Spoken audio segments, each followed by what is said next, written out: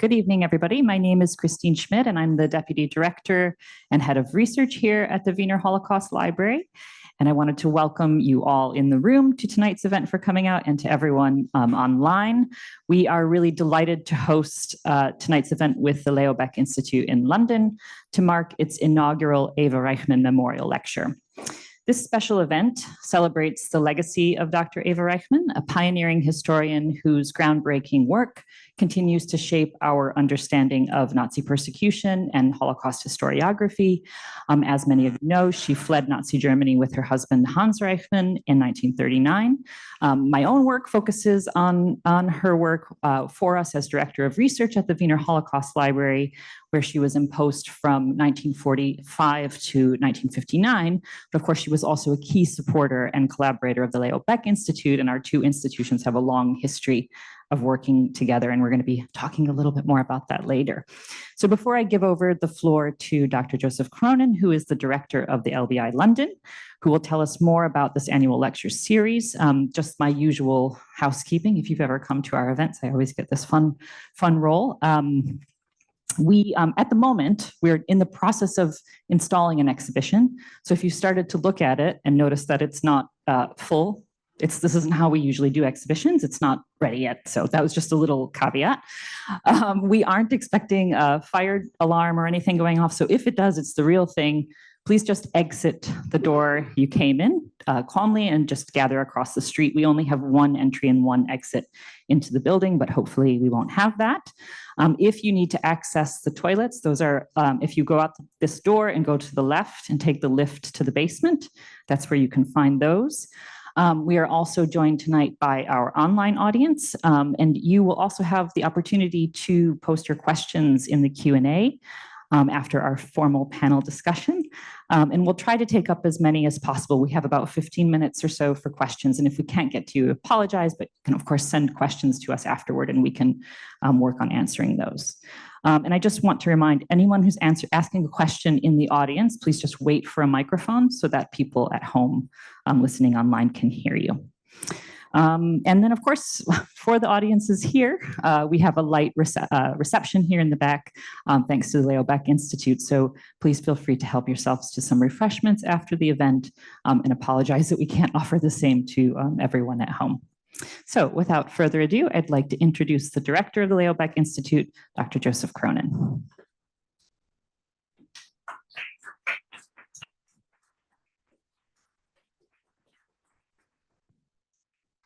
Thank you very much, Christine, and thank you to the Wiener Holocaust Library for hosting us this evening.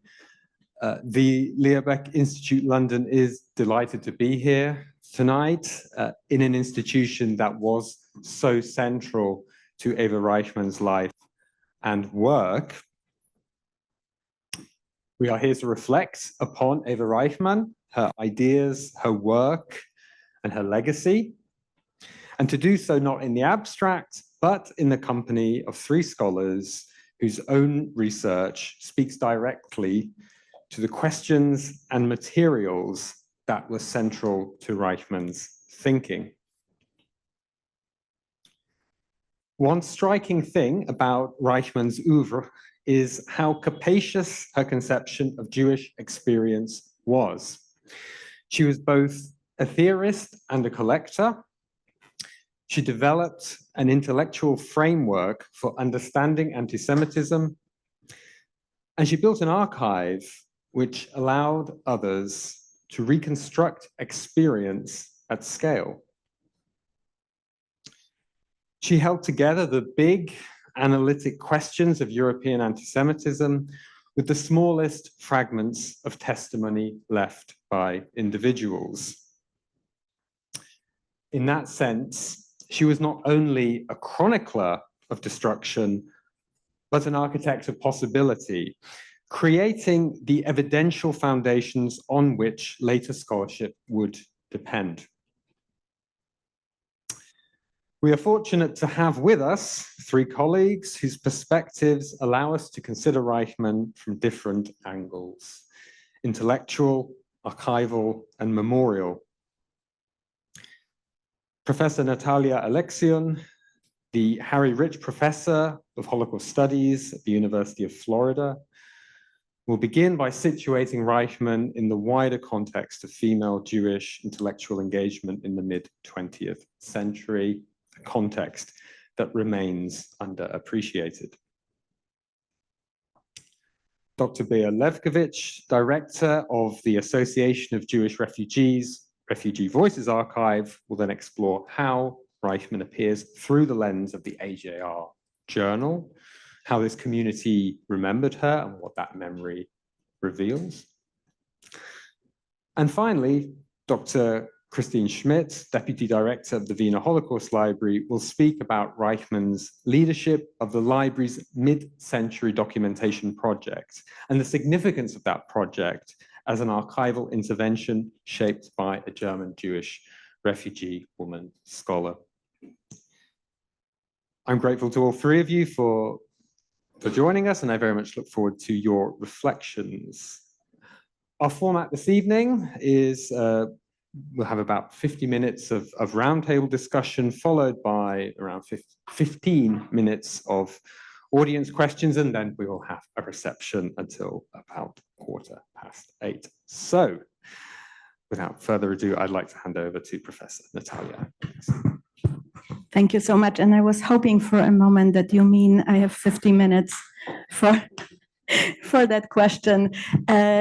So I will get us started with, in a way, thinking of Eva Reichmann's work and life trajectory as part of a bigger story of Jewish women in Central Europe. Not only Jewish women in Central Europe attending universities, getting graduate degrees, and developing very meaningful professional careers within Jewish communities. Of course, this is not the only one possibility, but certainly was for Reichmann. But for me also, it's a connection of how, and I'm looking forward to the two other speakers, how that intellectual trajectory then fed into her work in building the documentation and reflecting on the Nazi period and Jewish experiences. In that role, there is in fact plenty of important women, and I will drag you now to Eastern Europe because I work primarily on Polish Jews. And I'm sure that all of you are familiar with the one name that I think made it to the collective memory of these efforts, Rachela Auerbach, first close collaborator of Emanuel Ringelblum in his Onek Shabbat archives in the Warsaw Ghetto. Then one of these people that you see in the pictures when part of the Onek Shabbat archive is found bent over in this black and white photo. She's also in the photos from the Jewish Historical Institute when the invaluable documents are unpacked, looked at, processed. And then she continues not only working in a Central Jewish Historical Commission in Poland, but then goes to Israel and is critical for Yad Vashem's choice of witnesses that would be a pool of testimonies available for Eichmann trial. So she kind of makes this incredibly important path geographically and in terms of what testimonies are for, and we will talk about it with Joseph's questions, I think, in a few minutes. There is Tatiana Berenstein, who at some point is a director of the archives in Warsaw of the Jewish Historical Institute, who also has a pre-war engagement, university education, but like many Polish Jews, especially women, but men as well, what she can do before the war is teaching in Jewish schools, but she has necessary tools to then apply them to the project of collecting documents, processing documents, but also writing incredibly important pioneering scholarship on Nazi policies, local studies that only now I think are beginning to be seen for the important work that she did. Language plays a role. She published not in the most international languages, in Yiddish and in Polish, but she's incredibly important and being studied and cited more and more. So we have women in these visible positions that we can think comparatively how this informs our thinking of Reichmann. But there is also a question of incredibly invisible women. A book is being written by Ewa Koźmińska about women who are everywhere in the working of the Central Jewish Historical Commission and the Jewish Historical Institute. They are writing down the testimonies.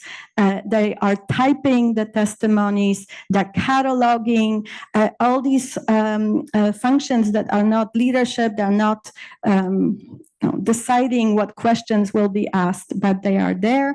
And speaking of questions, Genia Silkes, who was a pioneer, especially in conceptualizing testimonies of children survivors. How do you get the story from Jewish children? So Eva Reichmann is certainly part of a bigger story that I think is very important, that it's beginning to be a lot more audible, visible, and recognized, and also conceptualized through this lens of Jewish and gendered experience of women intellectuals in the post-war projects of documentation.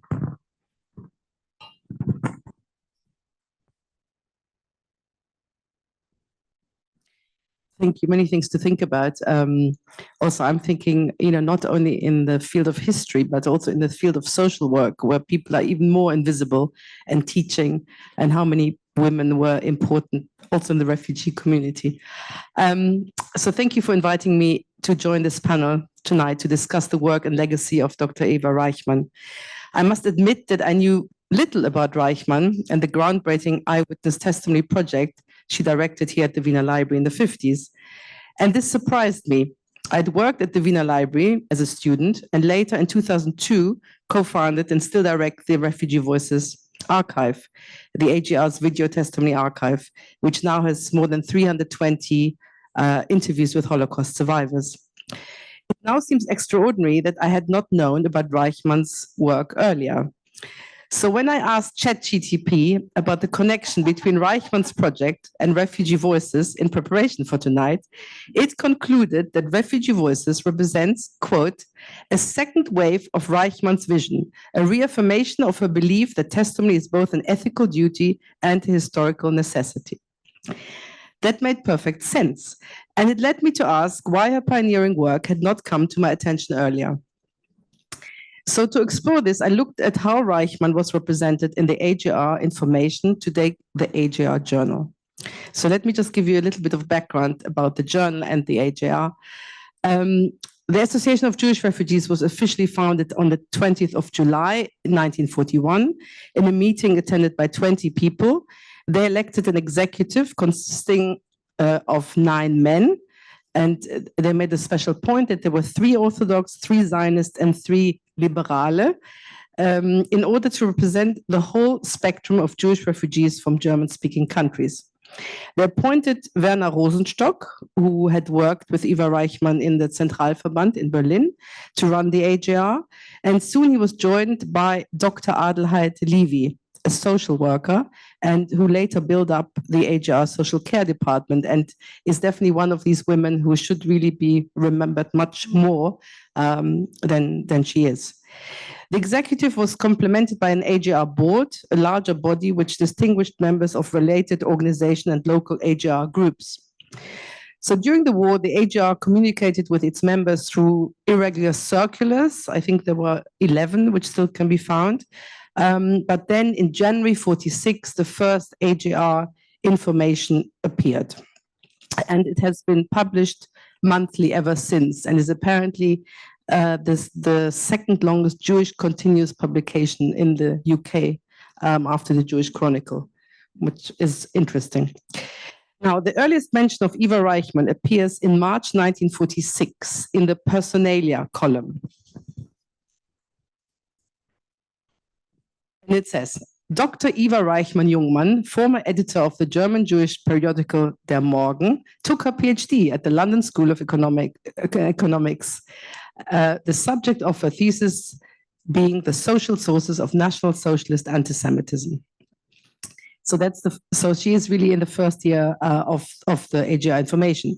The next mention of Dr. Eva Reichmann is to be found in May 49, when she is appointed to the AGR board, while her husband, Dr. Hans Reichmann, was appointed the vice chairman. Now, almost 1,000 issues later, from 1946 to today, her name appears in more than 50 issues. And that's an exceptional number, 50 issues, and sometimes more than once. She wrote major articles, lead articles, such as We All Bear Witness in 1954, Der Feind ist die Lauheit, 1960, and received tributes for her milestone birthdays. And because she lived a long life, she literally has a tribute from her 75, 80, 85, 90, 95, and 100.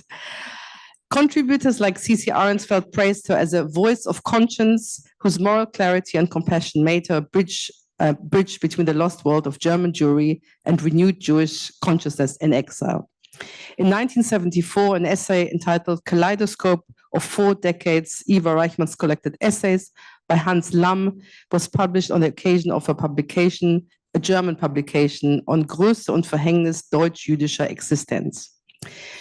Now, in November 98, her obituary by Richard Grünberger, the then editor of the AGR Journal, was published, which was rather short compared to all the other birthday tributes. And maybe one reason is that he is younger, he came on the Kindertransport, and maybe he didn't have that close personal relationship to her.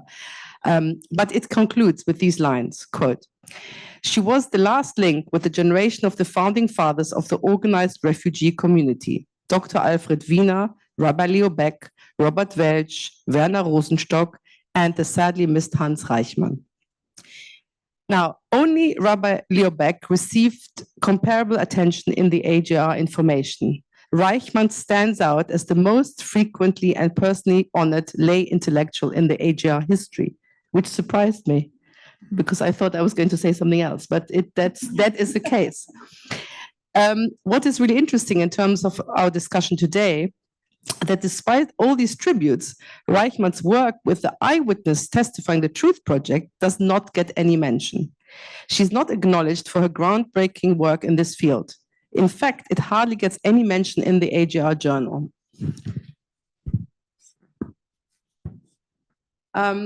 Even in the 1958 Kristallnacht anniversary issue, so this is 20 years after Kristallnacht, when the journal printed excerpts from testimonies collected at the Wiener Library, they were introduced only as anonymous eyewitness reports.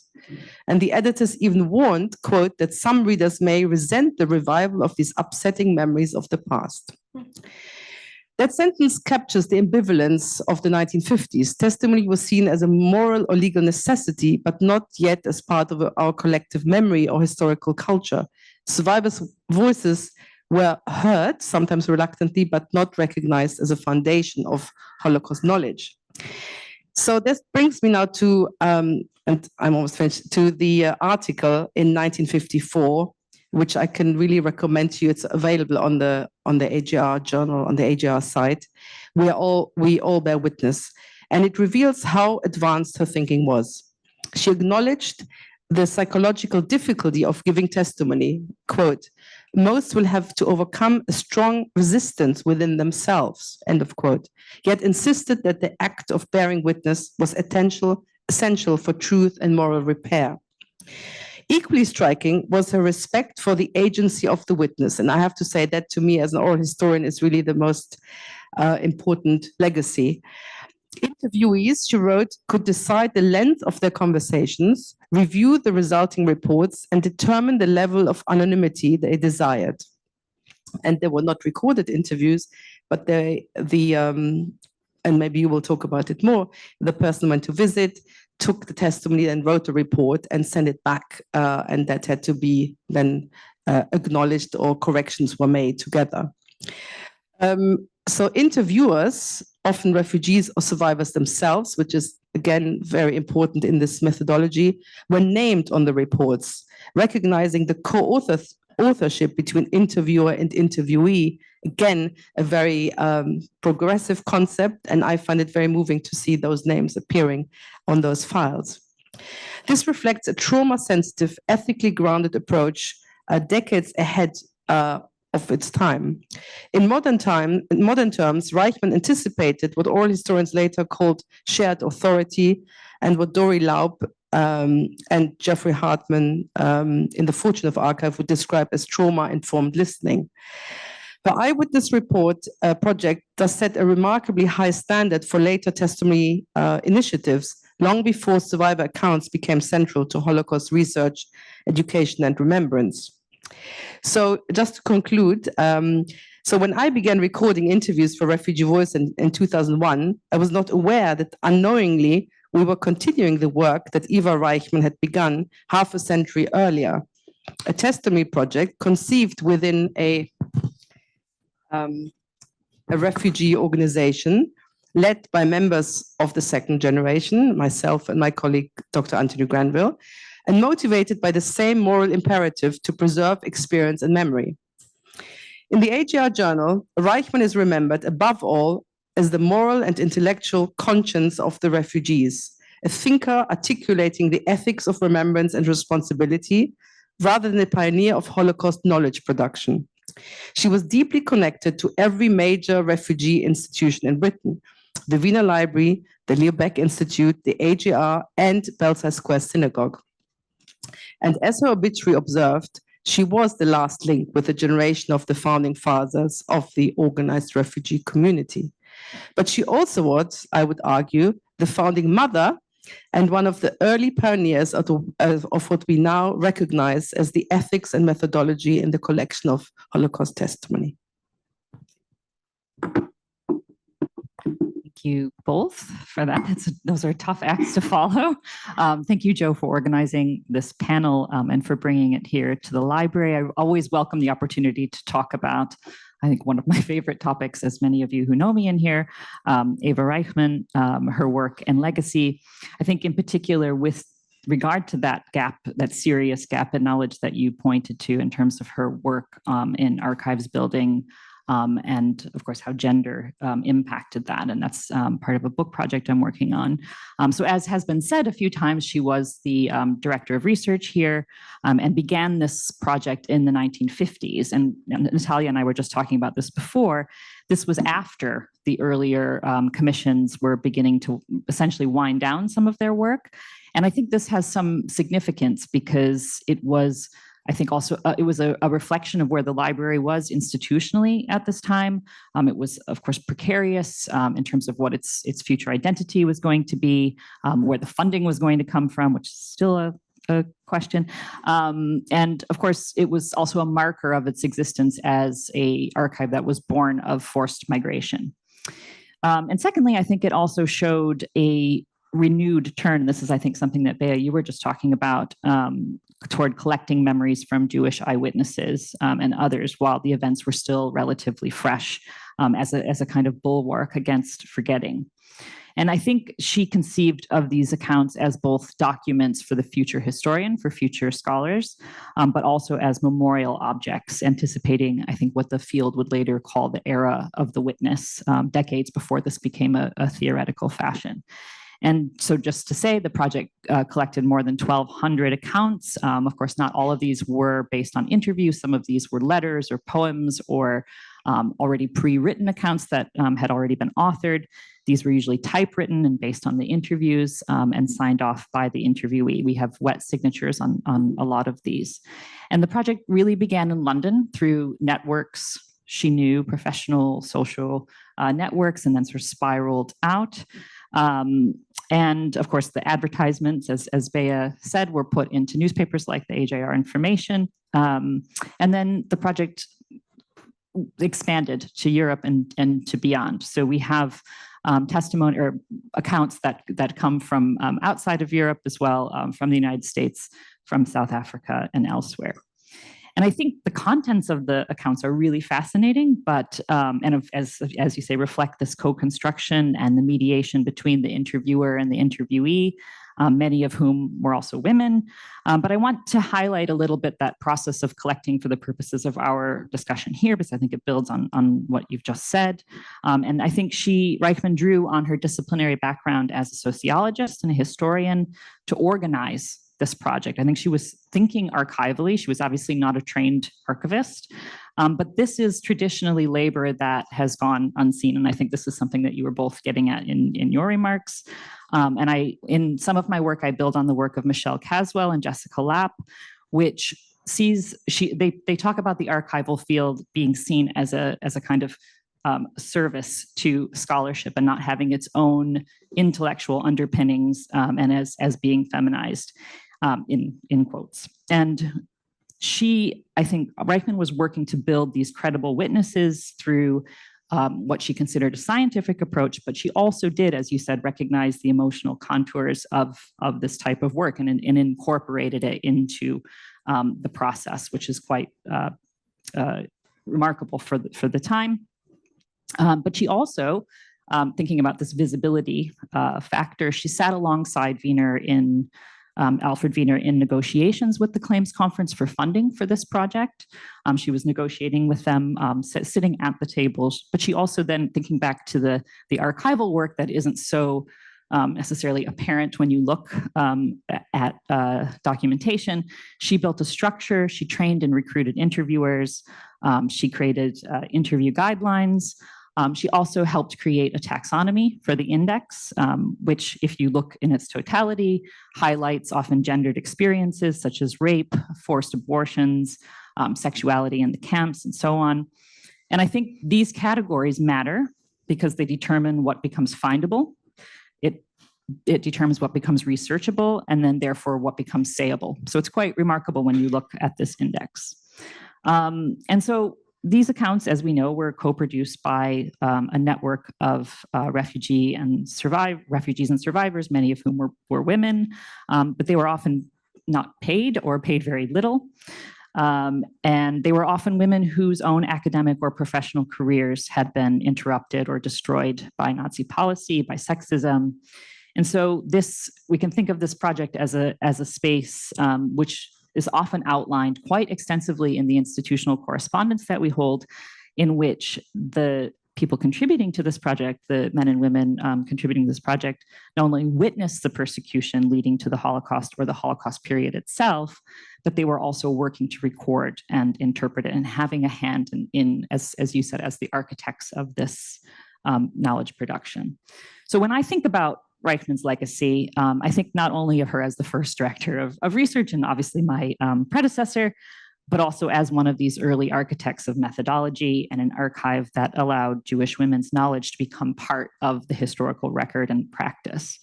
And I think not only about what she did, but what we are still able to do because she built for us a structure for the gathering of knowledge, which I think backs up, Baeck, what you were saying.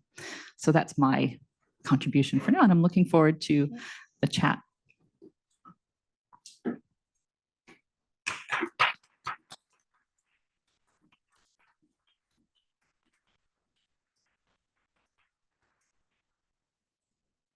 Thank you so much to all three of you for such stimulating opening remarks. I don't know if we'll necessarily have time to go through all of these questions, actually, but we'll do what we can. Yeah, I mean, we'll go. Fine. Okay, so the first one. Was Eva Reichmann collecting testimony simply to document and record people's experiences of the Holocaust, or did she have an analytical model, whether implicit or explicit, that shaped how she read and used them? I would just start, not necessarily because I have the answer to this fantastic question, but following on what was said by my panel partners, it is, for me, is striking the transparency of this collecting project. And I keep on comparing how she envisioned it with the Central Jewish Historical Commission 10 years earlier, 3 instruction books published for people who would go and collect testimonies with questions and explanations and sections. And yet, we don't know today, with all these typed and handwritten testimonies, is this the words of the survivor, or is it summary by the typist? Is this the first version, the second, the slightly cleaned up and censored versions? Who had a say to what went into the story? And in a few of those, we have several versions. So it gives us a sense how not transparent it is. So it's striking for me that while the project that Eva Reichmann envisioned didn't have the clean instruction with 20 questions per section, there is a design of that partnership and relationship and respect for the boundaries of the witness. And then I think she calls it a partner in conversation, right? About the past. So I just want to, in terms of analytical, I'll pass the mic, but I think this transparency is incredibly interesting. And I would say too, just to elaborate a bit further, there, as you imply, there are no surviving questions, and these accounts are in some ways there's almost a kind of mini collections of accounts depending on who was doing the interviewing. So you can kind of see what was interesting to a particular interviewer if they've done multiple accounts for this collection, or depending on who collected it, and what, maybe there were some organizations that Eva Reichmann worked with to collect some of the accounts that were already being recorded. But that aspect of having that structure is available in our institutional correspondence, which is really, I think, fascinating to read. Because it shows the thought process, but there's also correspondence with the interviewers as well to determine, what examples that are being described in an account, whether these are credible, whether this date is wrong. And actually on the accounts themselves, you see Eva Reichmann's handwriting where she's removing some of and correcting some of the language or the dates or facts that are wrong. And this is in some ways very different from, of course, how we think about testimonies today. And maybe, Bea, you want to say a little bit more about that, where there's a sort of a capture. And obviously it's very different because of the technology and the fact that it's not an audiovisual testimony. But there wasn't a sense that this was the word that was spoken, it's recorded, and then it's set. So from a methodological standpoint, it's interesting in that, in that way. Well, I think today we think of testimony much more of memory, and you don't want to correct memory, you want to see how somebody remembers. But of course, in the 50s, the motivation was to gather evidence, and if you look at evidence, it is something you want to correct. But I think, just to come back to you, I think again it is the question of metadata of an archive, and to make it visible is really something very important. Often archive, we don't have the metadata, we have the data, but we don't know what choices were made in order to collect it. So I think I wanted to see whether I could find anyone who we interviewed for Refugee Voices who had given testimony. Maybe you found more. I found one person, and it was Anita Lasker-Wallfisch.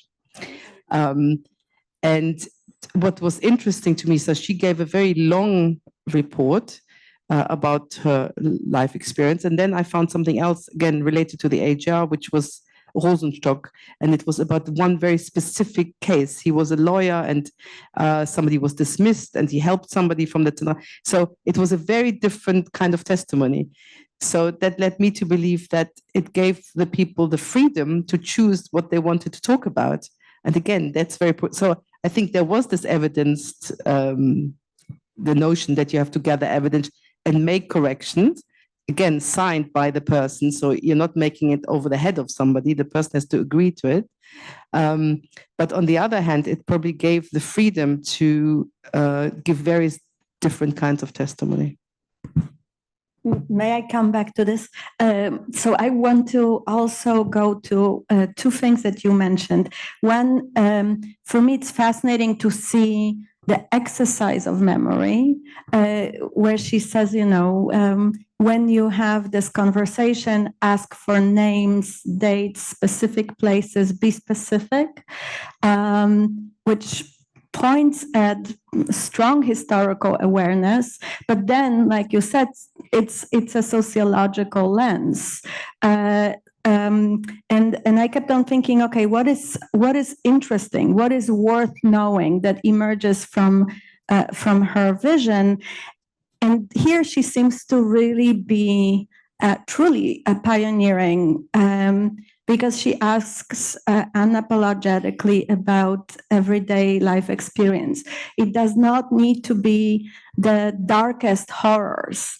It also is important what your life was like before the Nazi times and after the Nazi times. I mean, historiography kind of caught up to this decades later, to expanding the chronological thinking about Holocaust experience as biographies of people with lives before and those that survive lives after. The one thing, apropos the kind of not just methodology, but really scope of categories that surprised me, and I don't know if this checks in everything you read and Christine, you did, is that Auschwitz is a concentration camp, for which I take a lot of points on student exams. But she consistently calls this Auschwitz concentration camp. Also, when she goes on a visit to Poland, that includes Auschwitz in 1957. Great. Okay. Next question. What, in your view, most distinguishes Reichmann from other scholars who were working on Jewish history and anti-Semitism in the same period, in terms of her methods, her institutional position, or her intellectual content?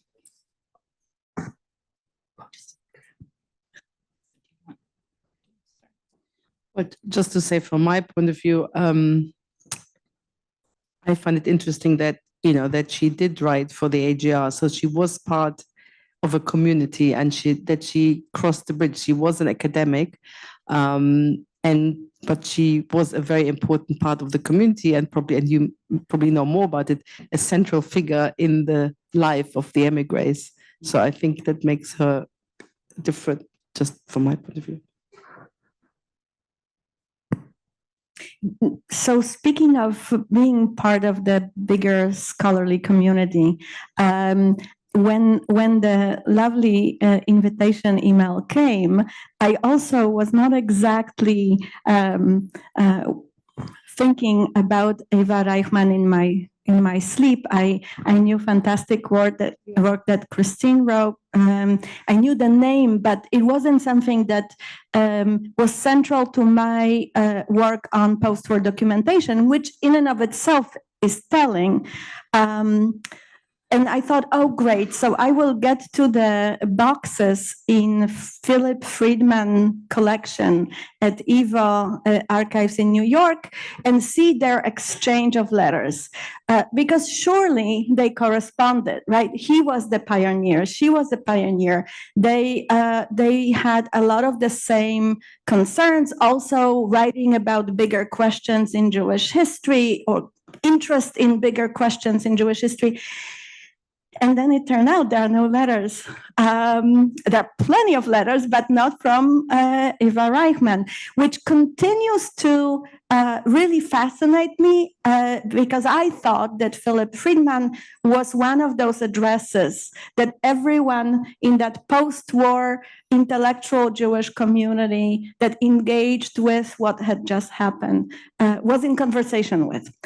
So there are conversations that are happening. She corresponds with Yad Vashem. She corresponds with Jewish Historical Institute. She clearly is interested in what other places like her are doing. But there are also spaces of conversations that were not taking place unless letters got lost or were miscatalogued.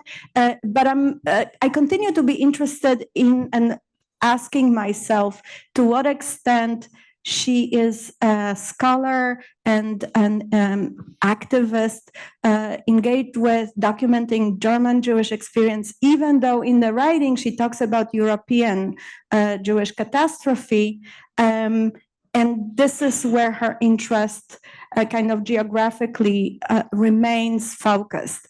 And certain places like Theresienstadt, like Litzmannstadt, are in the writings because they are important for German or German Jewish experience. And maybe that takes Friedman out of her conversation universe. But it's more a mystery for me that tells us something about how this is maybe fractured and not all-inclusive post-war landscape. Yeah, and I was going to add when you both, I think, kind of point to her work in communal realm and as an activist.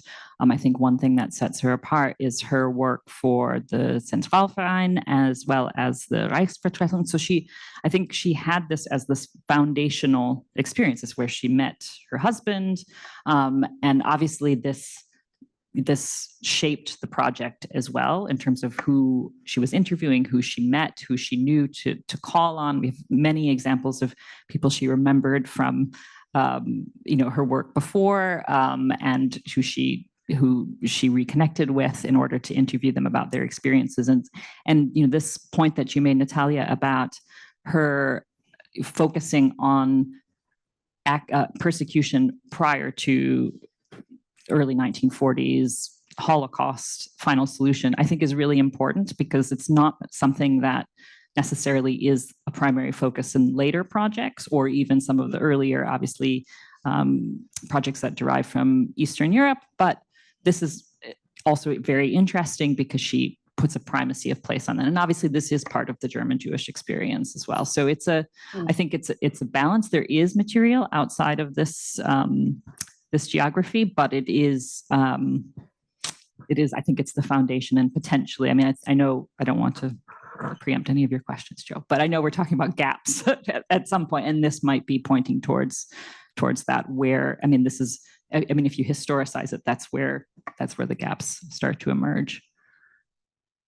So she made a choice not to be an academic. I mean, I think when she finished her PhD, she had an offer in Heidelberg University, and then didn't take it. And she went to, But what I'd like to ask, sorry, I'm not sure it's in the right place. Why do we think that she didn't publish more based on the testimony, on the things she collected? Because I think one of the reasons we don't know much about it, because as I said, she had a very high profile, is that she didn't write about it. And to me, I find it puzzling, for a project like that. I wanted to ask you whether there were any footnotes in what you saw her publishing that actually related to this, but you just answered. In the AJR journal, there's really nothing about the eyewitness. No, because she was a very prolific writer, and you mentioned the collection of her writings that was published in, I think, the 70s. And Hostages of Civilization was published in the early 50s, so this predated the Eyewitness Accounts Project. But one of the sort of aims of looking at our history more closely. This is a project that the library is working on, and is my book project is part of, is to understand what happened to these accounts after they were recorded. And we find them copied in many different places. And I'm actually looking at Michael Frankel now because we had worked together on a digital edition that looked at early testimonies. And part of that project enabled us to see where some of these materials have been copied elsewhere, in Munich, for example, and to understand what the connections of the library was to all of these other institutions. She sends it to Yad Vashem, right? Exactly. Well, and this was the reason that they're in Yad Vashem was that this was the funding from the claims conference wasn't paid directly to the library. It was funneled to Yad Vashem. So essentially the library was getting paid in arrears for the work that was being done. So the kind of material conditions of this project are also really interesting and made it perhaps more cumbersome than it should have been. But there is, of course, copies of all of this material, most of this material in Yad Vashem as well. So I have a theory, very vague and weak theory, but theory of sorts. What I saw of her writing about this project, there is this almost mythological future historical research.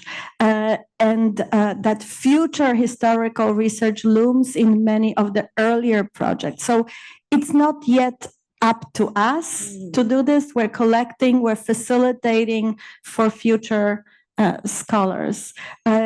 Just a question, maybe this is something that didn't push her to start utilizing the treasures that she collected, that she helped collecting. I think it's really interesting because it would make sense, this idea of a duty. It's a duty to do it, but maybe it's not a duty to then use it for her. And maybe she was more interested in this German-Jewish dialogue, going to Germany and dealing with all these questions rather than analyzing all this material, and maybe emotionally also too difficult. I don't know. Well, I suppose that's a segue into the next question, actually.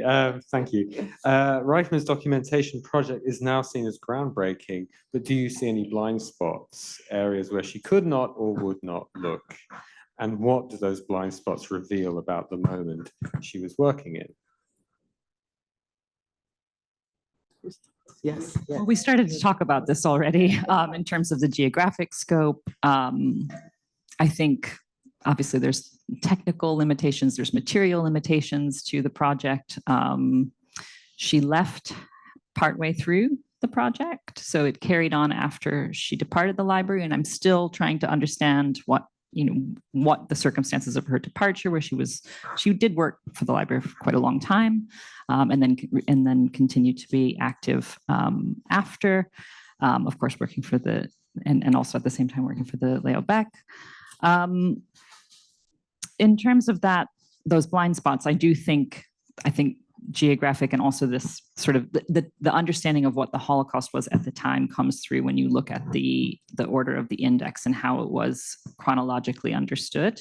There's another aspect that I think is also kind of miscategorized, but of course it reflected the understanding of the field at the time. So that's not a very clear answer. I'm sort of just gone on a tangent, but I think you might notice some others. So I was puzzled, and this is really a question to you, especially Christine, what you think about it. So in one of those documents, I think convincing people to engage in collecting, in becoming these conversation partners.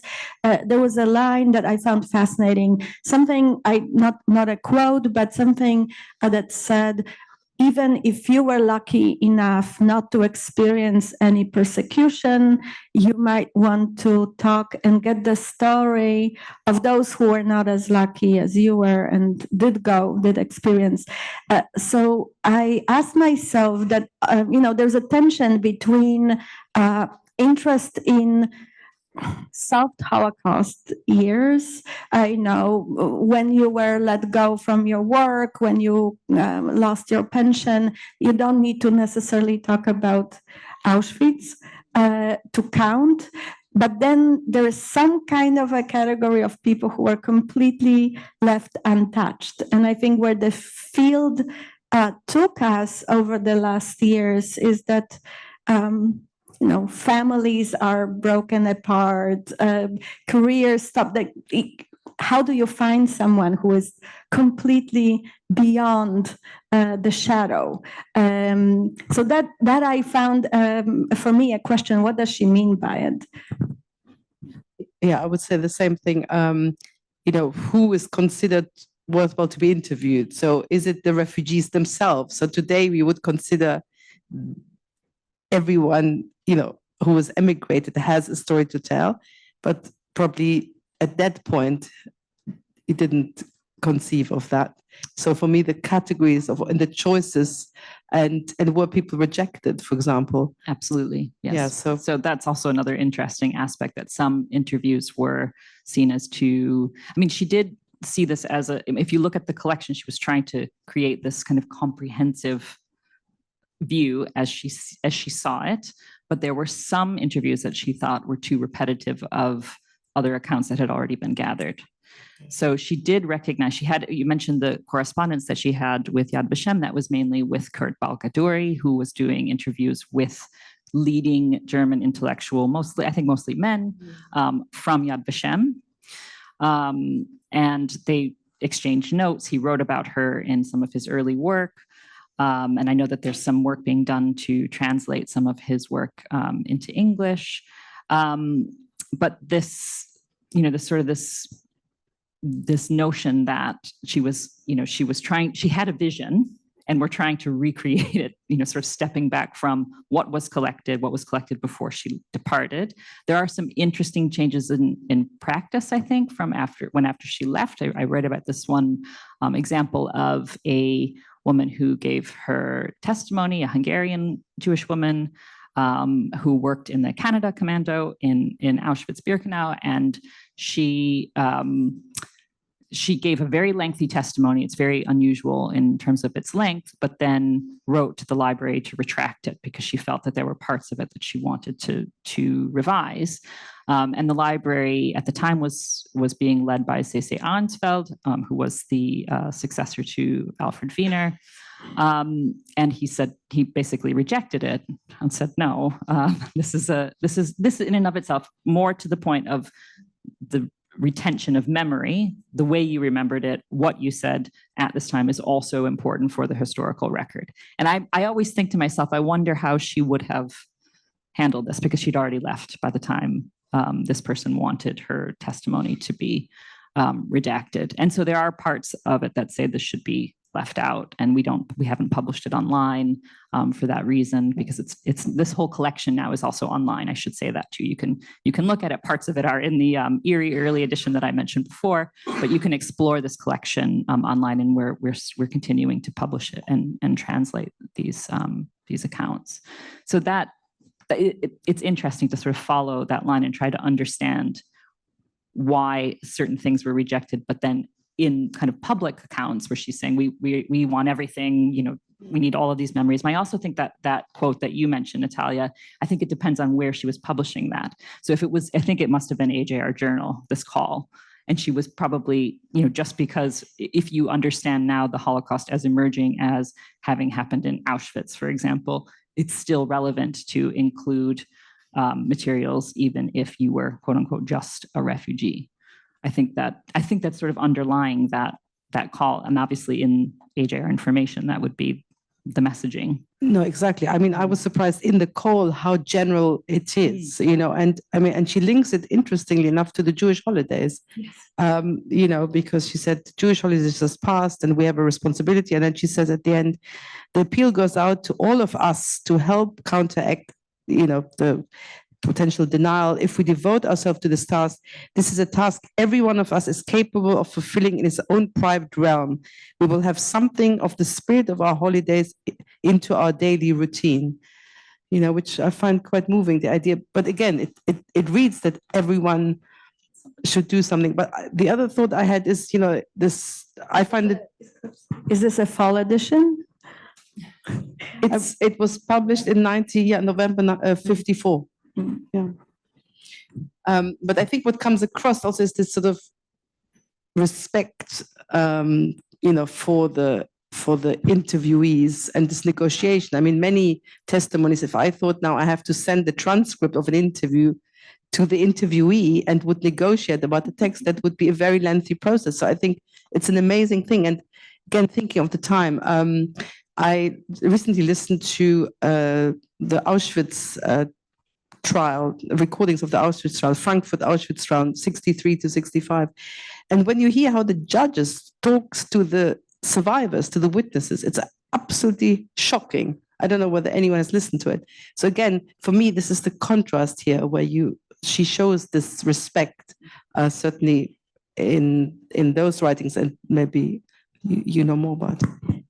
I wanted to ask about one more potential contrast, and I think it's also connected to this project starting in 54, so 10 years after the Central Jewish Historical Commission. So what drives me crazy reading these 1944, 45, 46 testimonies is how many of them are written in a plural voice. You don't really know what happened to the guy because he's telling how the community was rounded up on this day and slaughtered on this day and ceased to exist, and then somehow he made it, right? And then the Russian tanks rolled in, and he's giving this testimony. And I wonder, this was not my impression when I looked a little bit at the collection, that maybe there is no need anymore because it's 10 years later, that there is a lot more space for each and every individual story. Or maybe this is a sociologist. I was just going to say that it could be a combination of both the timing and her practice in a way, and her disciplinary background. So, but also that the collection is so different. There are some that are like that, but they're in the main, they are sort of more individually driven and more discussing. And sometimes the interviewer talks about themselves as well and sort of relates to the information that the interviewee is sharing in the actual report. So as I experienced as well. So, and what's the percentage between first person narration and third person? I don't know. Because that's interesting. The ones I found were in the first. It's a good question. Yeah, I don't know, but yeah, that's a good one.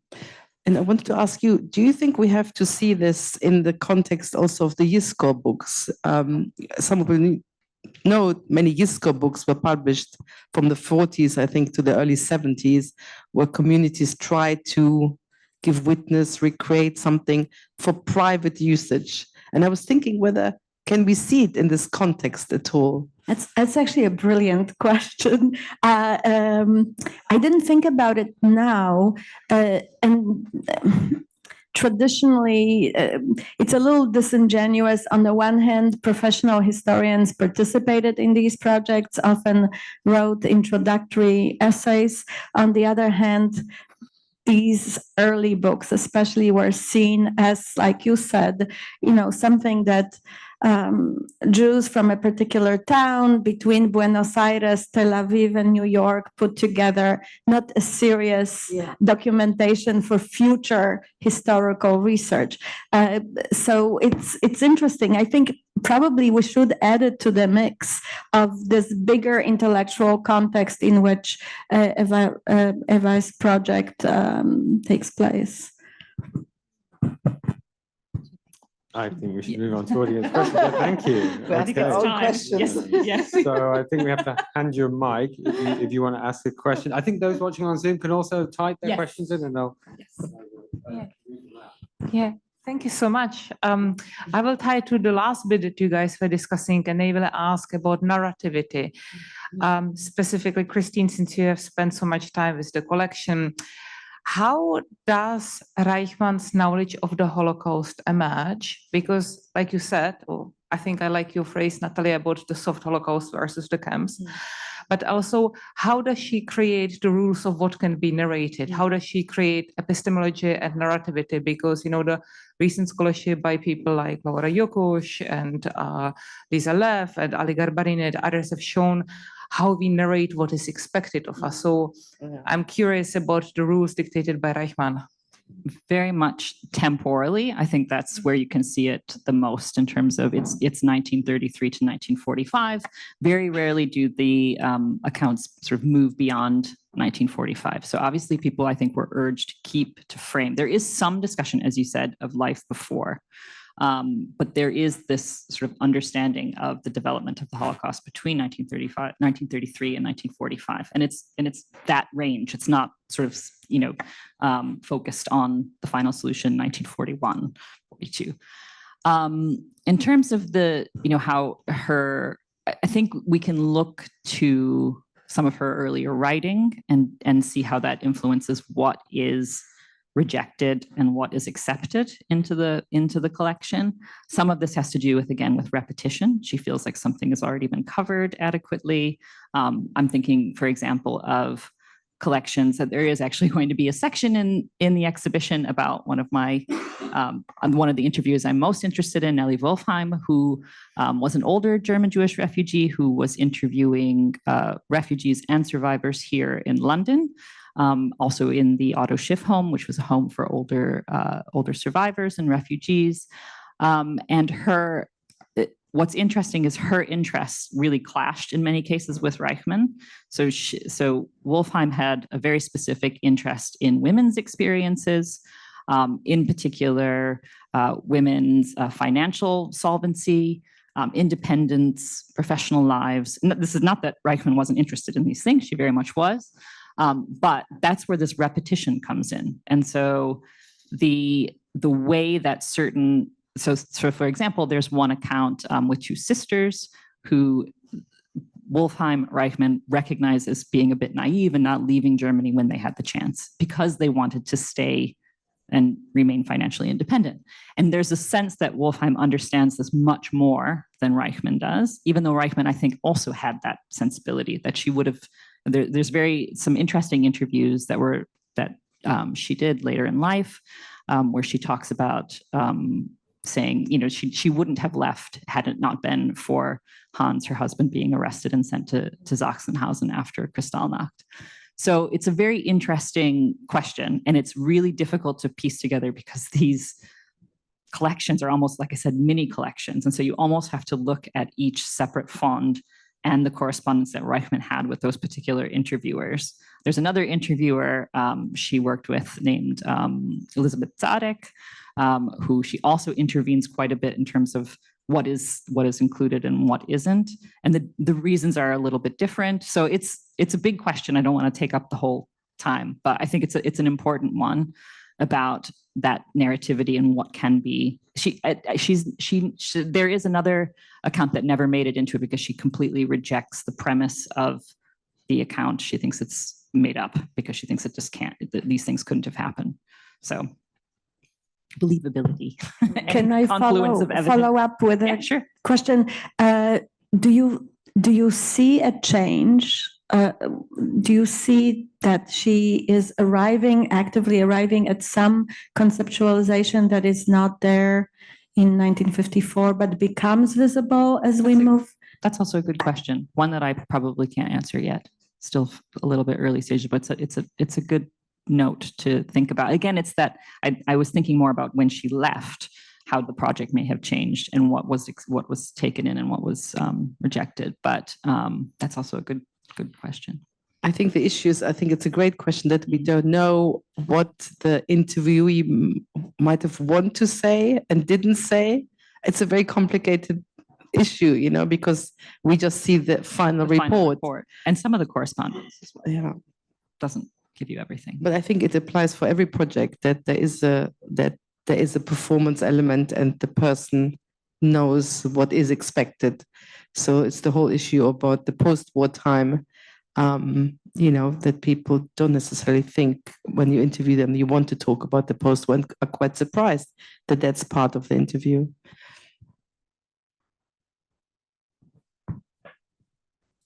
Thank you. It's always a privilege to be listening to three informed women on something like this. I think that surely, apart from unbelievability, everything is important on every level. It must have been completely important. And the subjective viewpoint of the giver of the information doesn't matter as much as the fact that they are giving their account, and the accounts are totally important. I would have thought, do you think?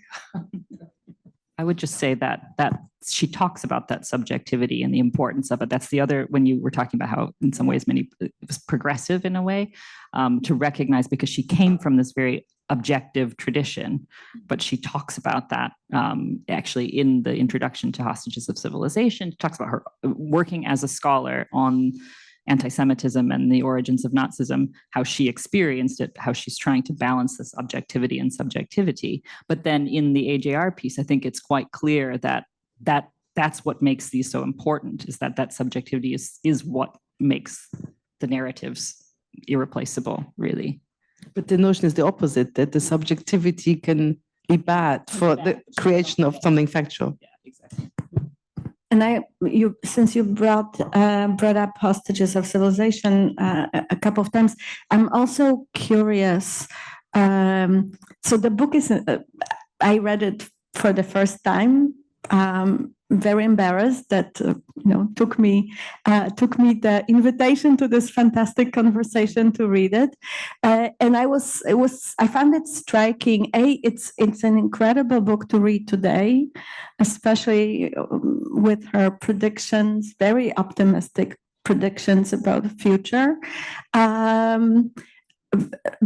How important it is to stress in those testimonies, or bring to the surface, shine light on Jewish resilience. So again, the testimonies collected in 45, 46 are so incredibly sensitive to any accounts of resistance, and especially if it's armed resistance. I'm assuming that 10 years later, the urge is a lot less intense. But again, looking at her being also part of the community, right? Being an important pillar of the community, is this something that you think is shaping the project as well? Sort of telling the stories of what this persecution, how we responded to this persecution, how people helped one another, organized, etc., etc.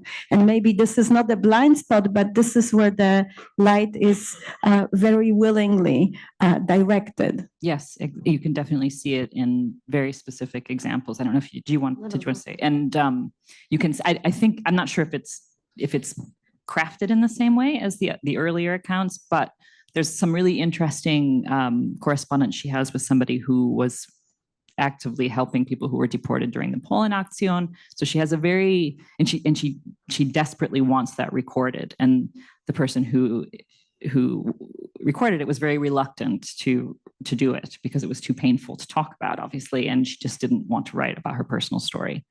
And she manages to get her to do it. And so you can see that there is this, again, this, as you said, this notion of Jewish resilience needing to be recorded. So I think you're right, that didn't necessarily go away 10 years later. Did you want to see if anybody online? Yeah. Are there any questions on Zoom?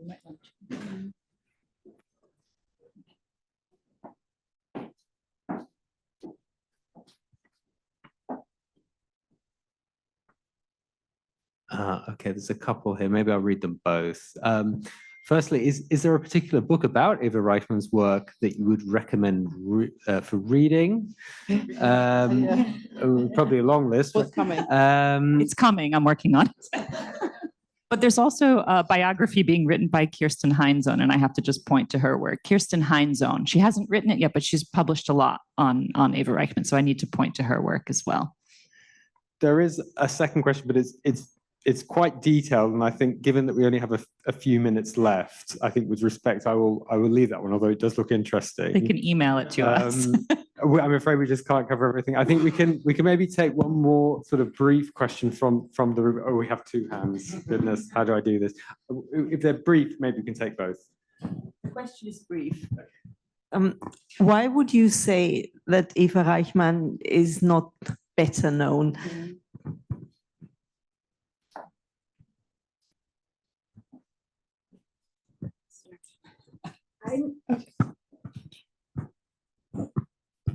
I actually went to my graduate school historiography of the Holocaust syllabus, and where she was not there. And I find it absolutely fascinating how I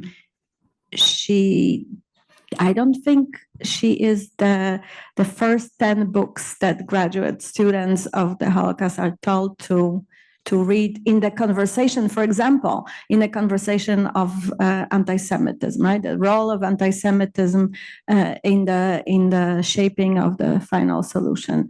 Long life, public person. I am tempted to say that it had something to do with her being a woman. Just an intuition. Well, I wonder what happened if she had written about this, whether she would be more known. I'm thinking of the David Boder interviews, So the reason those, and they're really immediately after the war, the reason they're known because he did write a book about them, and without it, probably they wouldn't be known either. And for me, that I find it fascinating why she didn't write. But compared to a lot of other women in the AJR, the Adelheid Levy, who was a social worker for years and worked with the traumatized refugees. I mean, we don't know much about her at all. And there were other women, the AJR then had an AJR club, which then became a day center. And if you can think of all the refugees who needed support and the women giving that support, there's so much more to be found out. So I see it in that context. Final question. One thing that fascinates me is that Eva Reichmann was actually part of the Zentralverein, the Reichsvertretung, before the war, which were highly political organizations representing Jews across Germany in political dialogue with trying to negotiate outcomes against tyranny, really. And she was working directly alongside Leo Baeck. And to what degree, therefore, we know that what links does she make between that and the work she was doing after the war, which seems to be much more passive? And what do we know about her views and how they might have changed between the two periods? What's also interesting is, of course, she's also writing for the AJR, and what sort of topics she's writing on in there, and how, again, that reflects either her political experience before the war or the work what's coming out of the interviews, or is it totally a separate field? I should also declare an interest, because I actually grew up with Eva Reichmann being a figure in my life, because she was a very close friend of my grandmother. Okay. And used to come around to the house frequently. And I think she probably was actually quite involved in social work, because that's very much the world that sort of old people's homes and that sort of social work network that was funded from the restitution was very much the sort of work I think that she was linking up with my grandmother on in that sort of world. And I do remember she was a very forthright woman. But what I'm actually quite interested in, this is we're not losing the sight of the fact this is a very political sort of person who was very much at the centre of firing line, really. And also looking at what degree the people around her in the Zentralverein and actually came here and were the sorts of people she corresponded with after the war, and the people who were involved in setting up AJR and the Baeck Institute that we talked about, and seeing it beyond how the taking of evidence fits into her wider experience and her wider life, which is why I was very interested to hear that someone's writing a biography, because I think it is something much wider to look at there.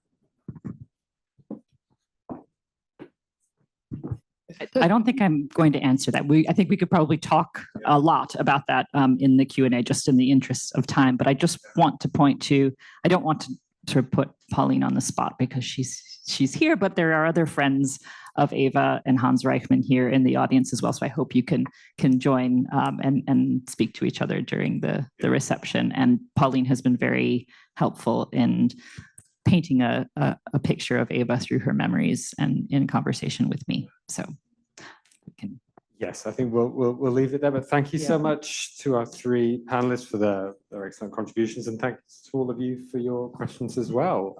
It's been wonderful. Hopefully we can continue the conversation over some drinks. Thanks again.